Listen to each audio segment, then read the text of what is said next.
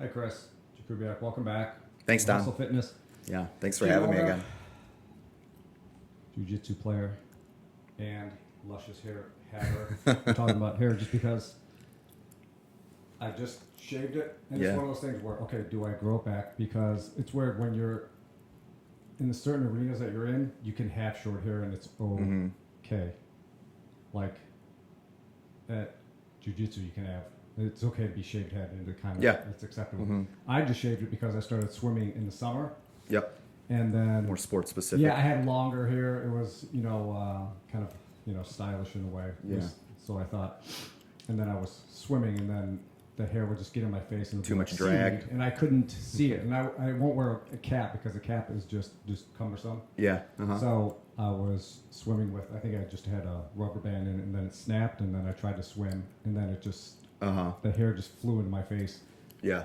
And that was it. It was like seaweed. I'm like, okay, I'm shaving it for the summer just because it's summer and I can get away with it. And I kind of stuck with it. And then I got some compliments, like, okay, maybe I should shave it. Yeah, it looks good. Perfect head, but, I don't have, it's not the worst head. Maybe it's some scarring and some dents, but it works. Yeah, I think not a lot of people can pull off the shaved head, but you do very well. Right. You have a great beard, too, which I think helps. That kind of helps with the thing. It gives me that, kind of look. So I know it's kind of keeping it.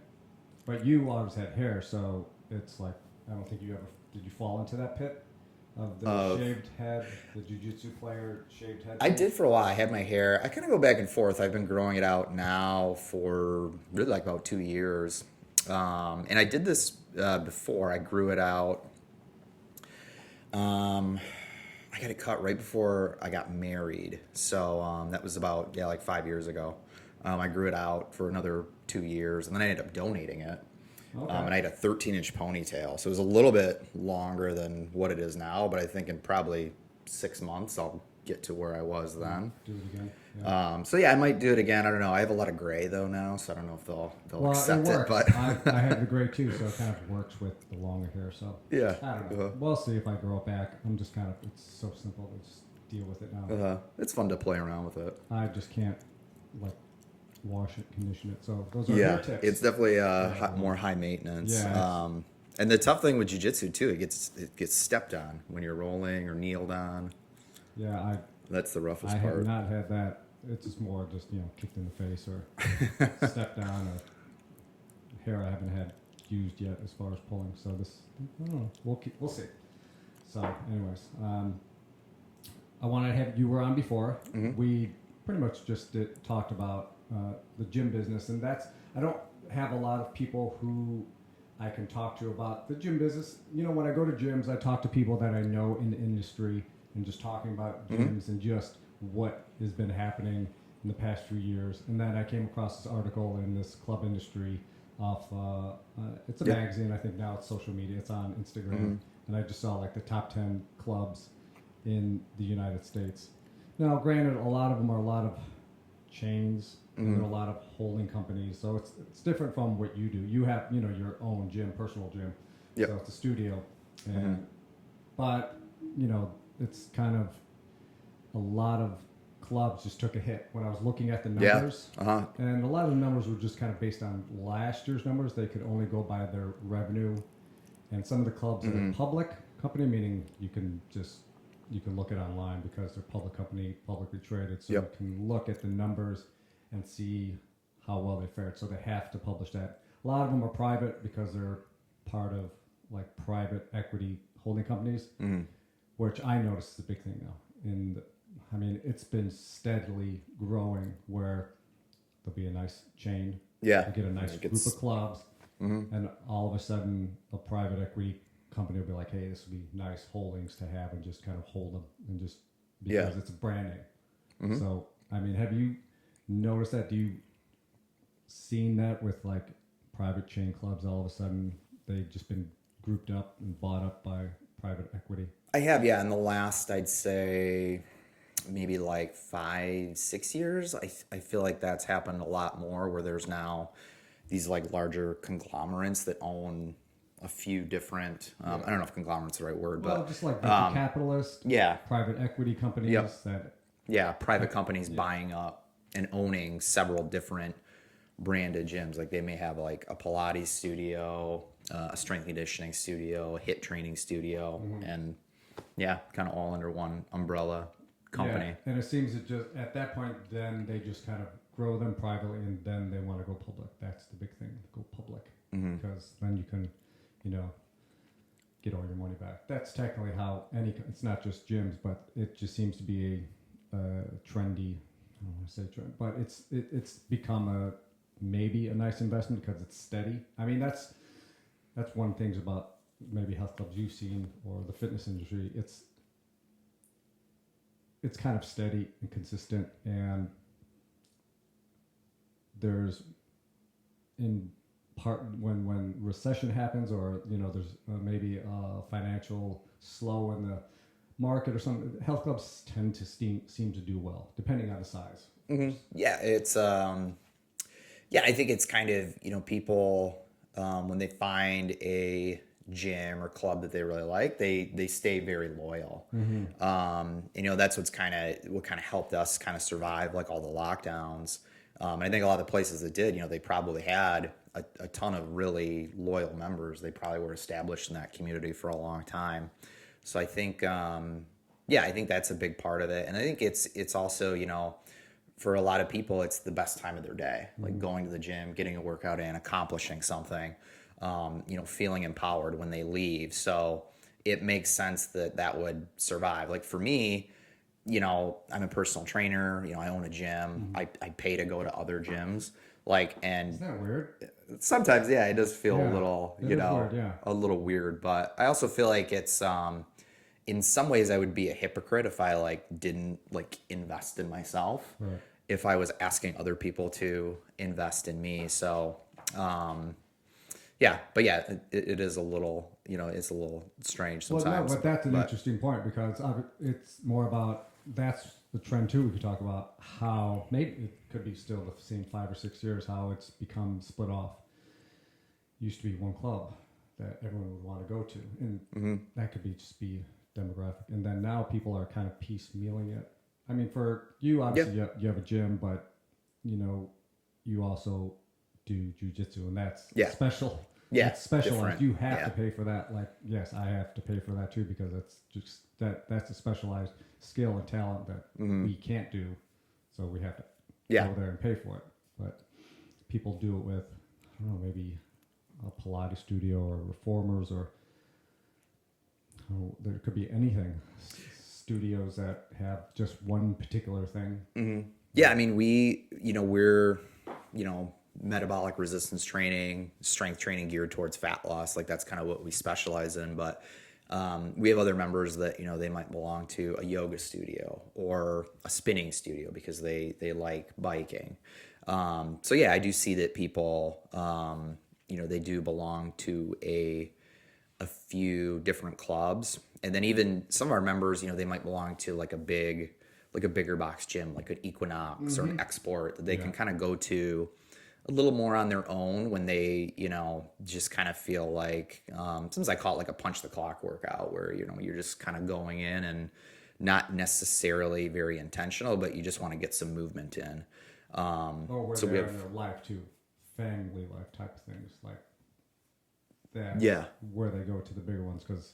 Yep, they may have their kids' swim program, something like that. Because I talked to, you know, a few times one of the big lifestyle clubs here in the city that owns a big one here in the city, not too far from here, and he was like, you know, it's fine. The young kids, he's like, let them have 5 or 6 different club, you know, gyms or studios, whatever they go to. You got the young, but once they started having the kids, he's like, I've got him. I've got him. And his family, he's like second generation. His family owns a lot of these clubs in the United States, and they're big tennis clubs.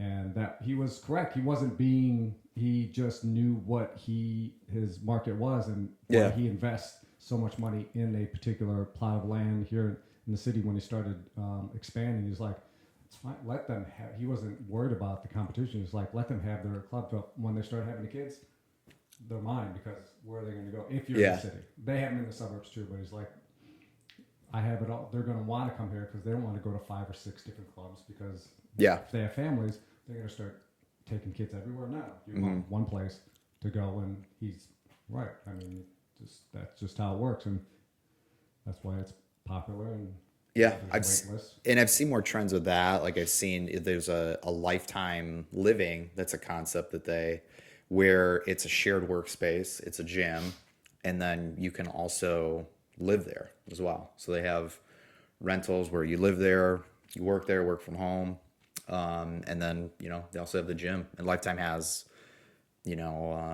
other amenities as well. So yeah, it is. I am seeing that trend with a few different places. Like I'm assuming you're maybe talking about Midtown. Yeah, Midtown Athletic Club. Yeah, yeah, great facility, and I've been there a few times. And I think they're kind of following. They've been doing that same thing for a few years now, and then, but I think we are going to see that sort of trend now, just with more people, kind of working from home, where it is that just one-stop shop. Yeah, that's pretty interesting. If you have a gym, you have live workspace, and an apartment. It's almost like you have your own little miniature village, and you never have to leave. Yeah, which is appealing to some people. Yeah, I mean that in the city, you can obviously have that just by commuting within certain distances. But if you're out, who knows, in the suburbs where you have more land, I don't know, more real estate where you're not going to travel, maybe that, but definitely in urban areas that makes sense. Live workspace, you have a club, you have everything in one area. Because I know there's a new Lifetime. Is that the one you're talking about? The one downtown? I think it's off Chicago. They're building one in the main floor of a mixed-use residential. I think it's going to be all residential above it, maybe some offices, but that's exactly what you're talking about. They're doing that right now. They're building it. It's Lifetime on the first floor, then probably maybe some office space and then residentials above that. So. I think it is, actually. I think I read something about that. The one that I'm familiar with is in Florida, because I have a colleague who lives in Florida, my friend Mike Salvetti, who kind of helps me with a lot of my marketing stuff. And he just moved into one probably like 6 months ago. And I think that was the first one. So that's the first time I've heard of it. But then I do remember reading a little bit that they were, it was a pretty successful concept there, and they're opening to other markets. So yeah, I mean, if I was single or just wanted better use of my time, you can live, work near a gym. That would be like heaven. It's almost like just having your own home gym. Kind of like what you have here. Anywhere. You're basically here. I mean, this is basically what I'm doing. It's live, work, home, and then you have a gym. So as far as we were talking about how clubs were doing the past year, and it's tough to say because I think everybody took a hit, because when I was looking at these numbers and I sent you the information, you kind of look at it like, oh, this is I don't really pick anything out of it. There's a lot to decipher. We're not going to go through the whole list, but to me it just seemed like everyone took a hit as far as revenue. It was all down. It depends on which side. The bigger clubs maybe took a little bit bigger hit. Some of the smaller clubs took a smaller hit, but they were all in the negative. Yeah, at least how they reported it. It's tough. Yeah, yeah, it is. Yeah, there's that. Like, how did they report their losses? But I mean, looking at that sheet, I was pretty, and being in the industry and knowing that we took a big hit, and probably having more awareness of that, just because I'm in the industry than someone who's not. I was still shocked at how large of a hit some of these huge corporations took. And they all did. So yeah, it was pretty surprising to me. Yeah, and then another thing I noticed from that, it just seemed like all the clubs that they went into were rebranding. You know how like sports teams, we're in a rebuilding year. It seemed like that was the next new thing, rebranding everything. The companies that could afford it, they seemed like whatever money they had, they were going to put into rebranding the name, the look. Yeah. It seemed like it's, whatever it is, whether it's superficial in marketing and just, changing logos. I think they were just trying anything to kind of get people back into it. Yep. Because that's how they were using their money. And that's the benefit of maybe having a private equity back you when you're private. You have cash that you can do these things. Yeah. They probably took a big hit. Private companies, but they may have had the cash to kind of kind of float through it and test some things and see. Public companies, they're stock based, so they have cash out there to help and they took the bigger hit, it seemed like, but they probably had more land to deal with. They had other losses that they had to deal with. But then I noticed they were trying. I'm trying to look at, okay, what comes out of this now? Like for you, even on the urban level, in a gym club, that you can see like what works now, what's changed the industry, because now we know it's not recession proof, because if you don't have people coming in, you can't have it doesn't matter if it's recession proof if you can't even come in to use a club or use a gym because of everything. Now you have lockdowns, now you can't have so many groups of things that we had to do with the past 2 years. So it doesn't matter if it's recession proof. If you can't get in there, it doesn't matter if you have all the money, then you can pay for it. Yeah. And I was looking at how some of these clubs just changed or added value by doing. I remember you talking about it. Okay, you started doing online stuff. You have to just be creative and add more areas of bringing value for your members. Yeah, and kind of keeping people together. Like we did. One of my members actually nominated me for this award. It was like a balloon bombing by this company Luft. So they do kind of like balloon bouquets. You could send one to a coworker or something, or someone on their anniversary. But it was pretty cool. But he nominated me for this award and wrote like a really nice little like blurb as to why that hustle and I should get it. And he just said that I had brought different speakers in. Like I brought a nutritionist in, I brought a couple therapists in just to talk to people about what they were going through when everything was shut down. So it was really cool. It was just really touching, like what he had said, and it just kind of it reaffirms that people care and people want to help out, and that they are grateful for these things. So, that kind of keeps things going. Well, that's great. That's probably shows why you were able to survive and still be out there, because if you have loyal members, they're going to stay with you no matter what, and just continue to stay. So I think that's one of the strengths of a survivable club.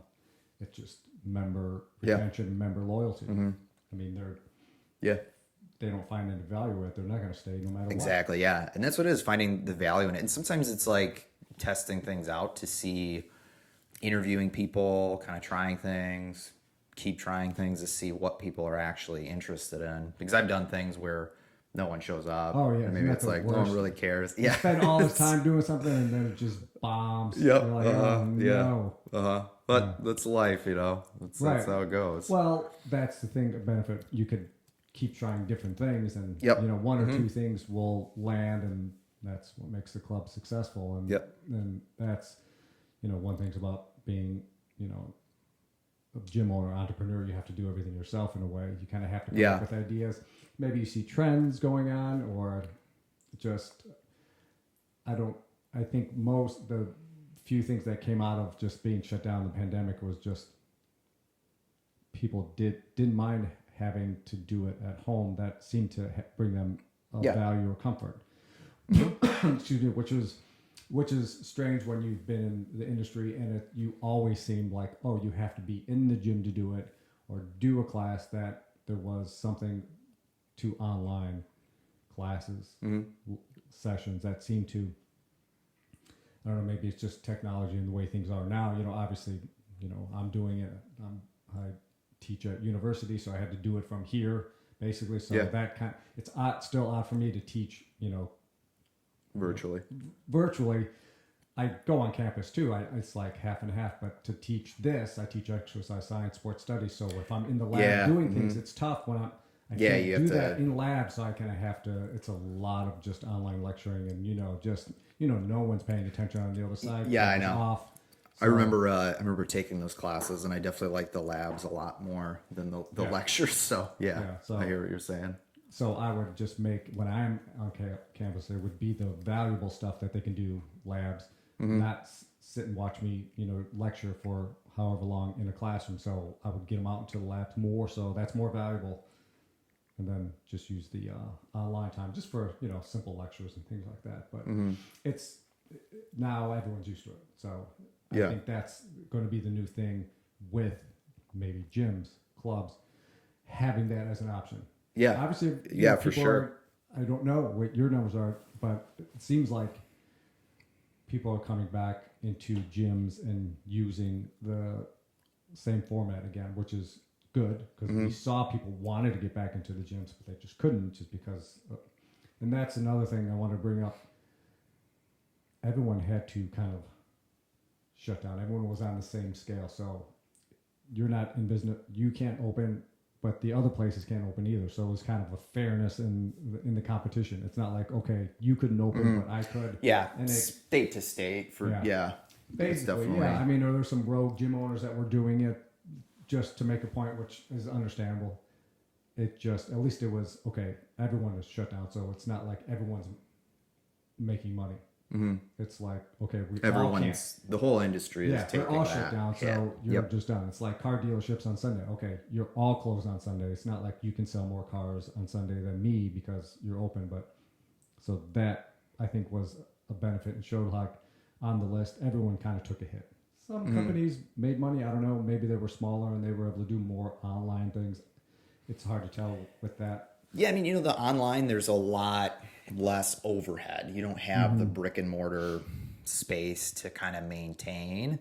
And then you probably also don't have to have as many offerings of classes if you're doing online stuff as well. So, did you find anything that you can keep now as far as ongoing? Oh, yeah. To help the gym? Yeah. As far as and just another creative source, a gym amenity or something that you can keep going forward that you see is here to stay now. Yeah, I think there's going to be, I think there will always be physical clubs because most people I think know that they're going to get a better workout in a gym with a group of other people, with a coach. But at the same time, if you just don't have the time to do it, I think at-home stuff can be sometimes a better option. So I think that we'll still have, and we've had virtual stuff before this, but we just saw such a huge uptick of it in the last couple of years. So I think there'll still be physical locations. I think there'll still be virtual options that some people only do that. But I think a lot of clubs are going to have a hybrid option where they have both, which is what we have now. So we stream all the classes virtually.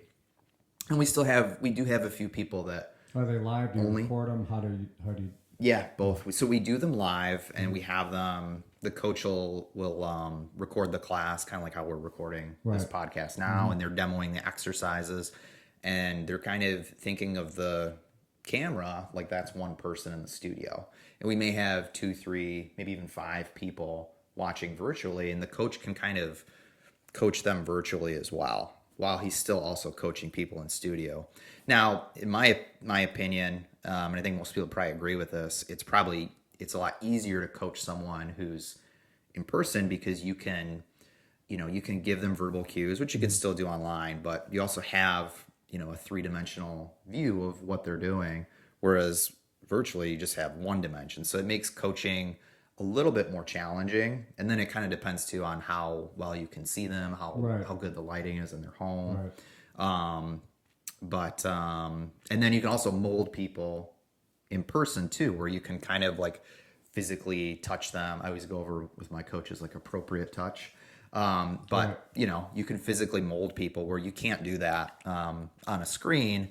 So I think they're both good options. I think, again, nothing's going to beat physically being in a space, but sometimes, if it doesn't allow that, I think the hybrid option or virtual only is still a good thing to do. The way I'm kind of selling like a value add for the virtual program is kind of telling people, hey, this is something you can do at home if you can't make it to the studio, or you can do this in your hotel room if you're traveling.